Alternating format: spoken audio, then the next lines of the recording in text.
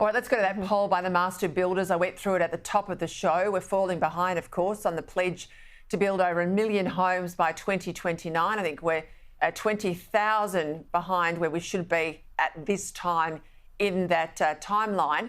But in the poll, 70% of those who responded said Labor's not done enough to address housing issues. 90% say it's too difficult to afford to buy or rent in Australia. And Patrick, that research, when you dig into it, that says 1/3 of Australians are not buying food and medicine because they've got to pay their rent or their mortgage as their first priority. That says, for all the lovely words from the government that they're addressing cost of living, they're not even getting close.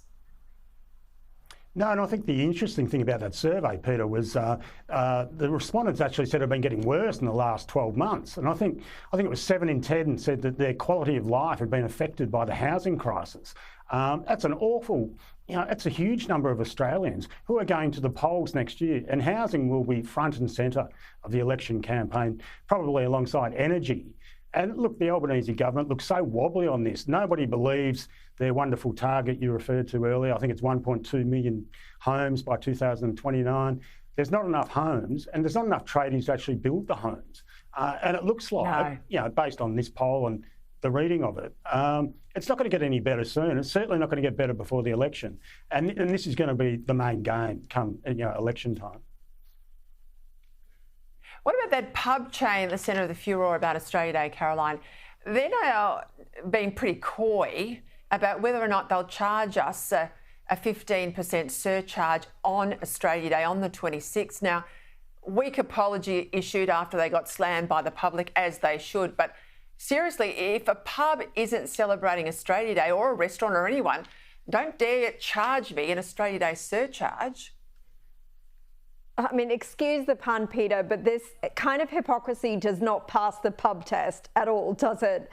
I mean, if they're choosing to lecture people and virtue signal about how terrible Australia Day is, then don't you dare try and cash in on the fact that it is a day that's celebrated by the majority of Australians and is marked as a public holiday. Don't you dare charge us that 15%. I mean, I note that they made that weak apology. Amazing that they didn't think that they'd get this kind of backlash in the first place, given what happened to Woolworths when Woolworths announced that it was no longer going to stock Australia Day merchandise and the huge uproar that followed that. I mean, do these companies not take any notice of what's happening? The whole go woke, go broke, it's real. That's why people keep saying it. But in this case, look, it's a Hong Kong-owned company. Why are they posturing on this issue in the first place? Just leave the day alone. Let people celebrate if they want to. No one has asked you to get involved. And of course, if you walk into a pub on the 26th of January and you can't see an Australian flag or any bunting or any mention of the term Australia Day, walk out. Don't give them your business. Find a pub that's out there celebrating our National Day.